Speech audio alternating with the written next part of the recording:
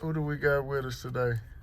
Elizabeth Watkins. Miss Liz, take us through your growing up, your teenage years in school and.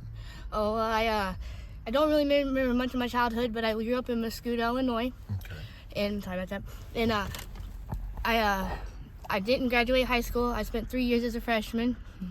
Why did you spend 3 years as a freshman? Well, I got kicked out of Muscoda because I tried hitting the principal. I never saw the inside of a classroom. So they sent me to Pathways. I got in trouble there knocking over lockers, so then they sent me to Lebanon. When they transferred me, they didn't even transfer my credits, and I even took summer school to graduate early. They didn't transfer none of my credits, so they put me back as a freshman. But the stuff they were doing at Lebanon was the stuff I did in middle school. So, and then I met my husband. I met him, needed to smoke some weed one day, needed somewhere to smoke. My cousin was like, well, I got a friend. He come riding up on a bike. We went to his house, we got high. And the reason I brought him up is it's the reason I didn't graduate.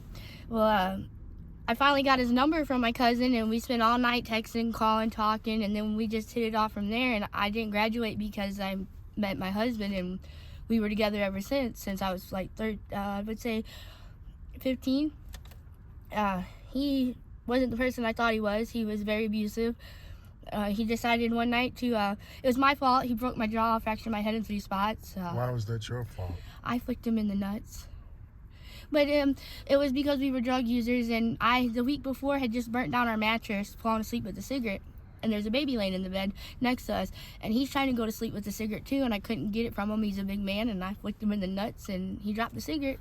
But yeah, we didn't end it there. We went through a 2-year divorce, but we finally ended it. I didn't want him to, but he did, and I ended up in Missouri because of love. So how many children did you have by your 5. husband?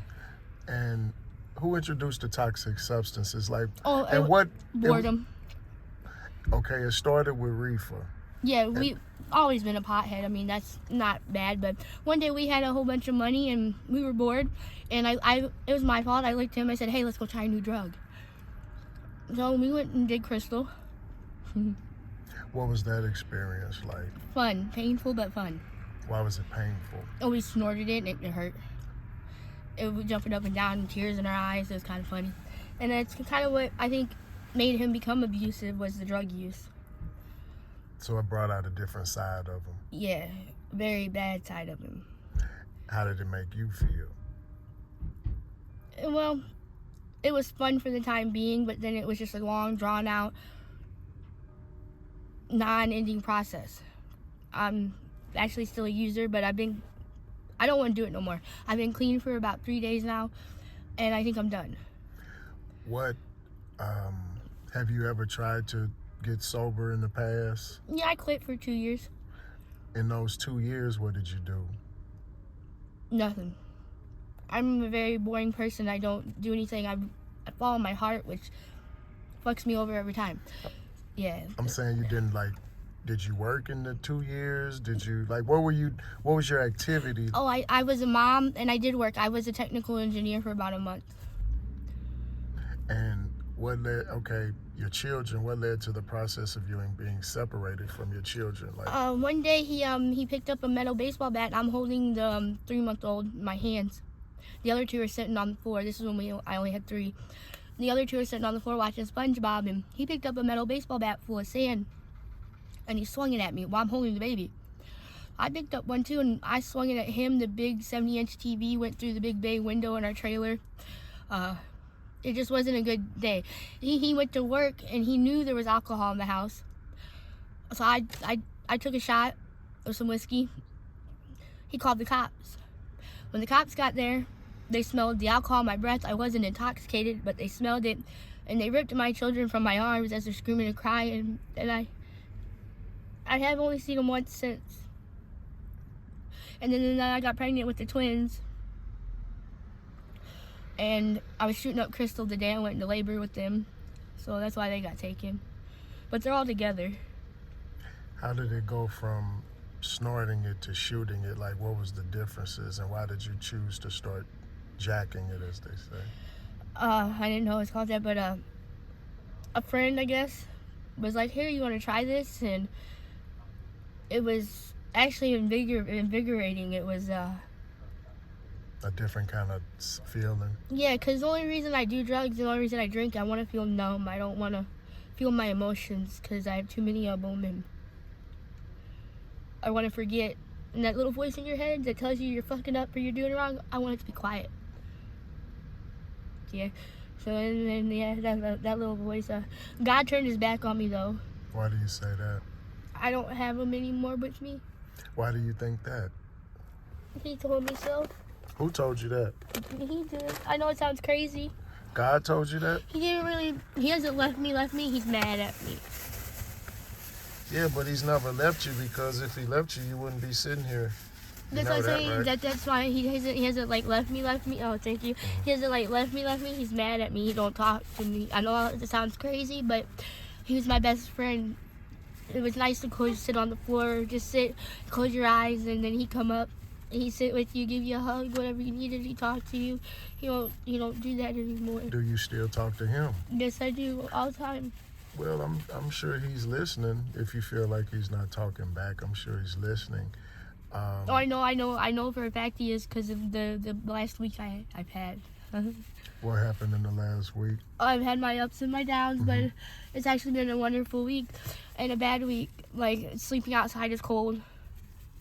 Freezing death isn't, but like, I was sitting on the wall, I needed a cigarette. A gentleman, I was talking to God, and I said, should I stay or should I leave, go find somewhere else to go?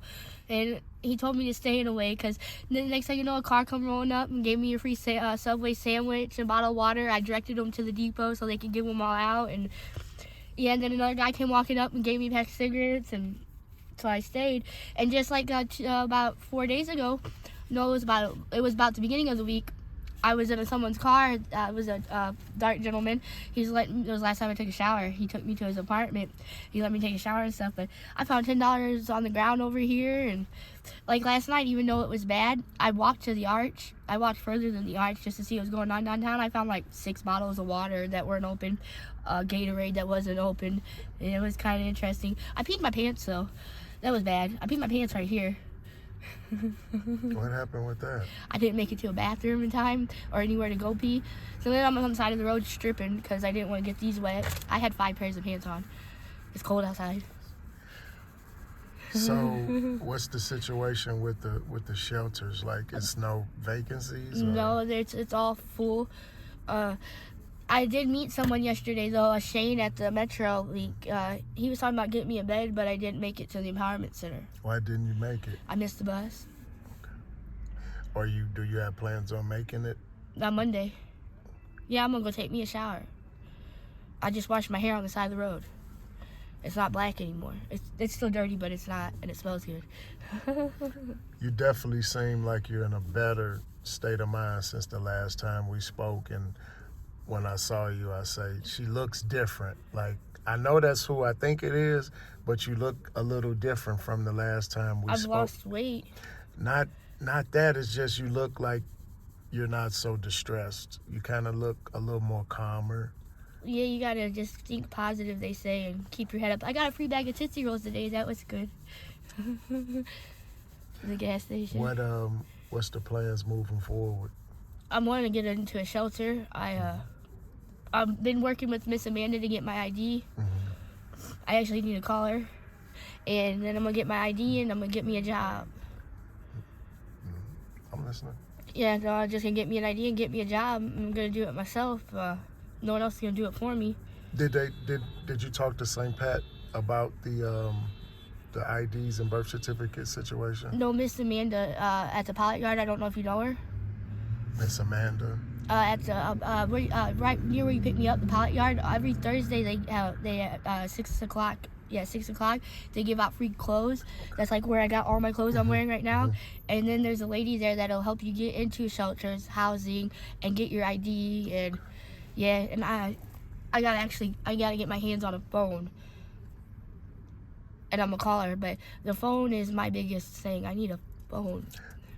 If I don't even need a phone. I need somewhere where I can go online without an ID. Library. They won't without an ID. Without an ID. Okay. Huh. We have to figure something out. Or you know then what? I won't be on the street. Matter of fact, why don't you ask Miss Amanda next time you see her? But you say you have to call her first. Yeah, and getting a phone is kind of hard, you know, especially when everybody else around you is homeless and don't have a phone. And I'd probably go to find a gas station. They used to have booths and little tents where they passed out phones and You gotta tablets. you have to have an ID. I could have got one yesterday, but I don't have an ID. So Miss Amanda's going to assist you in getting your ID. Yep. Yes, she is. But you have to get in touch with her. Yep. But see, if I can't call her, I'll get in touch with her next Thursday because she wasn't there this Thursday. There was a lot of deaths, so A lot of deaths. in the church and stuff. A lot of ODs and suicides. Times are rough. How do you keep your head level with all the craziness that's going on around you? How do you kind of keep your sanity? I'm not saying I don't have sanity. I'm crazy. No, I'm crazy. People, God. It's just they call me bubbly. If you get in touch with Miss Amanda, get your ID, get your birth certificate, get everything that you need to get, what's the plan moving forward from that? A job. I worked at McDonald's in Ling Bay and I really liked it, so a job. Why did you stop working there? I was pregnant with the twins. And my boyfriend, you know, it's always about that love. I don't believe in love anymore. Not from another human being to another human being. I don't think it exists. I think the love of God exists. I can't even say a mother loves her children, you know? But I don't think it exists, but... Do you one day want to be reunited with your children? Is that a plan? It's scary, but yes. Why is it scary? Well, because about 4 months ago, I was completely clean off. I mean, cigarettes, weed, everything. And I was going to walk back into their lives, but who am I to ruin their lives?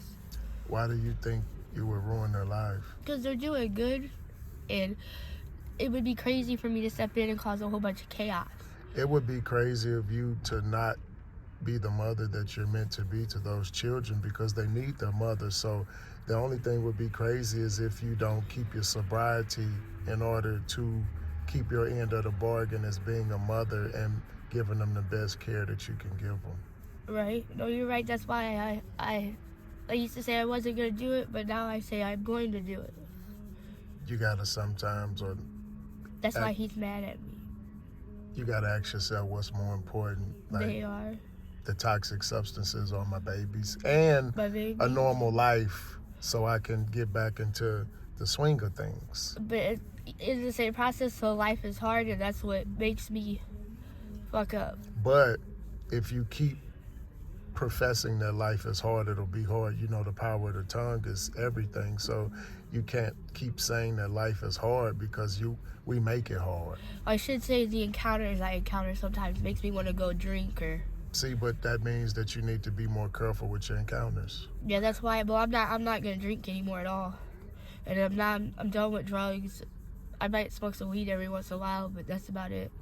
So moving forward, no more toxic substances. You've been clean for 3 days, and you're gonna stretch it to a week, and that week is gonna turn into 2 weeks, and it's gonna keep progressing. And life will get better. If you want it to get better. But it'll also get better not doing those drugs and being around them people, and it'll get better. Because ask yourself, what good did the toxic substances do in your life? Like, what good did they bring to your life? As opposed to what good Nothing. Is working, taking care of your children, taking care of yourself, and being a productive person in society. Like, which one brought the most happiness and joy to your life? My babies. And on the closeout, Ms. Liz, if there's anything that you want to say on the closeout, anything that you have to say, now's the time you can say it. Well, to anybody that does watch it or listen, or especially females out there, keep your head up. Don't listen to a man, because he's gonna lead you wrong. Don't play in the bad neighborhoods. Listen to your gut. Just please don't listen to a man. You can do it all by yourself. You don't need nobody but you. Appreciate you, Miss Liz, and we wish you all the best on continuing your road and your journey to sobriety and getting your babies back and getting back into society. Thank you, Miss Liz. You're welcome.